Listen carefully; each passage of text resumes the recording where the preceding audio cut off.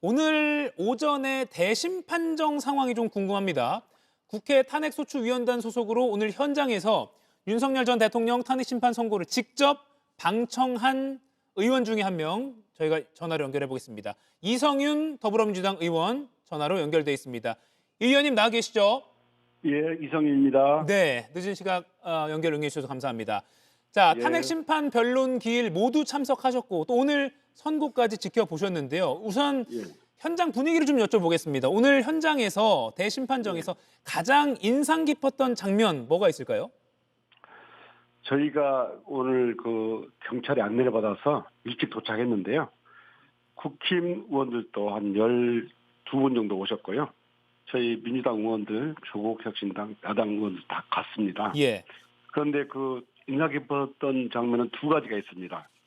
첫째는 국힘 의원님들이 되게 표정이 밝았습니다. 처음 시작할 때는. 예, 그래서 어떤 분은 그 받아 적기도 하고 막 그렇게 했는데 한 2, 3분 정도 지나니까 얼굴이 되게 이제 그 약간 어두워지면서 아, 대부분 다 눈을 감고 이게 듣고 있더라고요. 네, 근데 결국 파면한다는 얘기를 들으니까 선고가 되니까 어떤 분이 역사의 죄인이 되는 거다 이렇게 소리를 지르는 분이 계셨고요. 네, 또 이 처음에 이제 그 재판관들이 나와서 이렇게 선고를 할 때 표정이 되게 밝았거든요. 네, 그런데 이제 이 대리인 측에서 봐도 대부분이 다 이렇게 표정이 담담했습니다. 네, 그런데 이쪽 우리 민주당이나 이쪽은 처음에는 긴장을 했지만 이 선거가 끝까지 들어보시면 아시겠지만 완벽하게 깔끔하게 다 국회 소추 의결을 받아준 거거든요. 예, 때문에 저희들은 나중에 좀 표정이 좋아졌고 저 이제 우리 의원들 쪽에서 이제 그 눈물을 좀 흘린 사람도 있었고 또 부승 껴안고 얼싸한 사람도 있고 그렇게 했습니다. 예. 아까 잠깐 언급해 주셨는데 파면 결정된 직후에요. 방청석에서 여당 의원이 역사의 죄인이 될 거야라고 퇴장하는 그 헌법재판관들 향해서 좀 외친 것 같고 그러니까 또 예, 야당 의원이 누가 역사의 죄인이냐 이렇게 조금 받아치면서 예. 설왕설래 이렇게 오간 장면이 또 온라인에서 많이 화제가 됐습니다. 그 누군지 예. 확인되셨습니까? 저희가 그 사람이 많았기 때문에 한 번 소리 지르고 말았거든요. 아 예. 그러니까 저희가 대응을 했으면 누구야 하면서 했는데 어느 분인지는 저희가 특정을 못 하고 있습니다. 네. 아무튼 여당 의원 쪽에서 역사의 죄인이 될 예, 거다라고 예, 이건 그렇게 헌법재판관들 향해서 말을 한 거죠. 예, 저는 그렇게 보고 있습니다. 예, 그렇군요. 이에 대해서 많은 그 영상이 이미 온라인에 돌고 있기 때문에 많은 평가가 또 내려지고 있긴 합니다.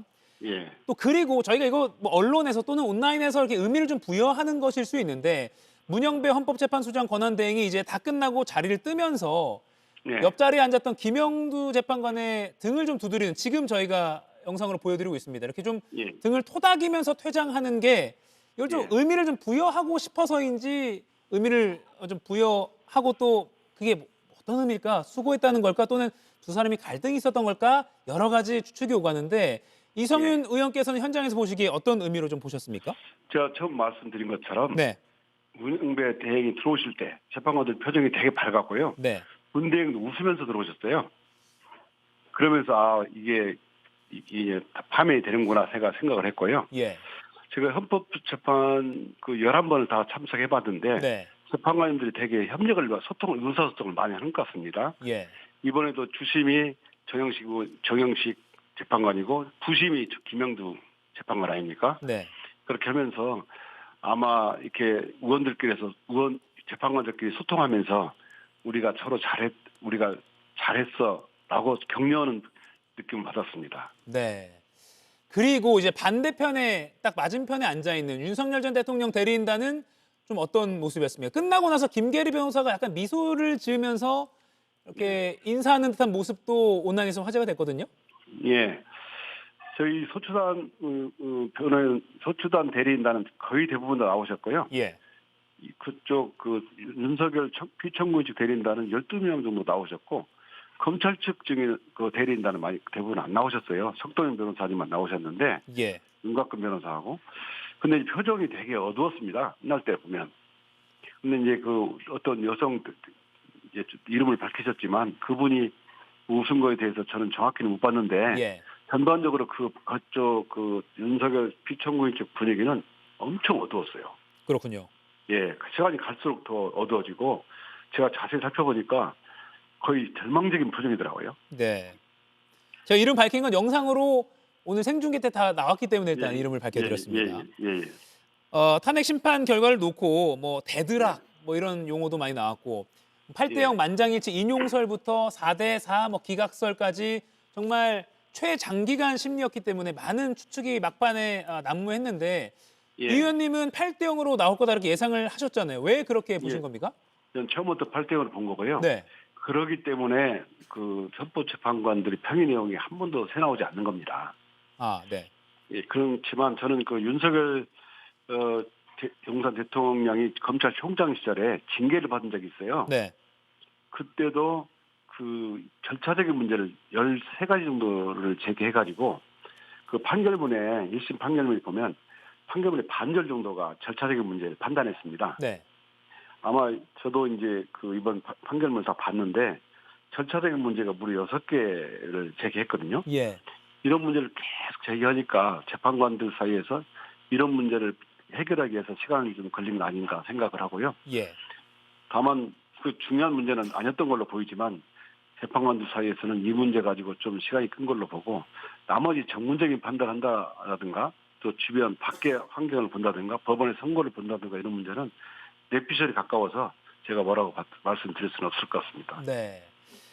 의원님이 윤석열 전 대통령과 사법연수 동기고 연수원 예. 동기고 또 30년간 검찰에서 이른바 한솥밥을 드신 사이잖아요.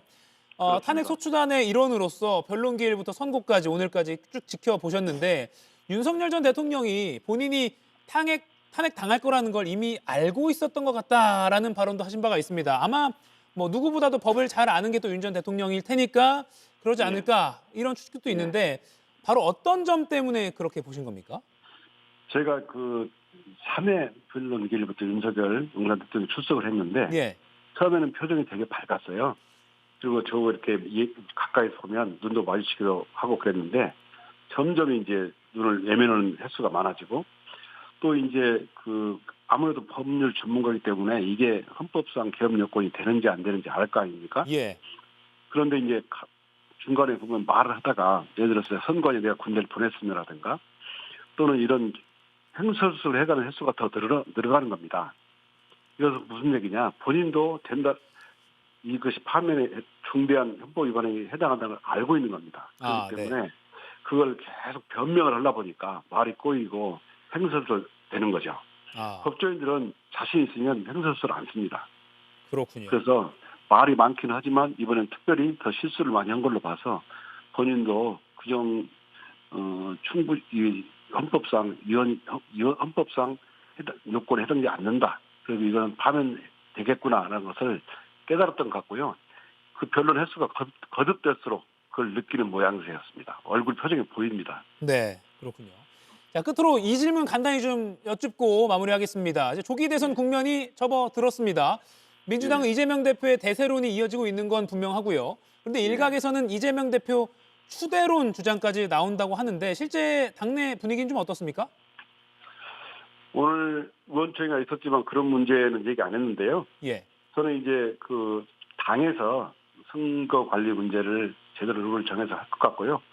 다만 저는 이재명 대표가 제가 검사 30년 경험을 보면 이렇게 압수수색 수백 번 당하고 또 그 검찰이 여섯 건을 기소했지만 네. 제가 보기에는 이 정도 압수수색해가지고 나온 것이 없으면 깨끗한 정치인이다. 정말 그렇게 생각하고 우리 당에서 귀중한 자원이라고 생각합니다. 네. 당의 귀중한 자원이다 정도로 일단은 말씀을 해주셨습니다. 늦은 시각 이렇게 연결 응해주셔서 감사합니다. 지금까지 이성윤 더불어민주당 의원과 오늘 아침에 생생한 대심 판정 이야기 나눠봤습니다. 고맙습니다. 네, 감사합니다.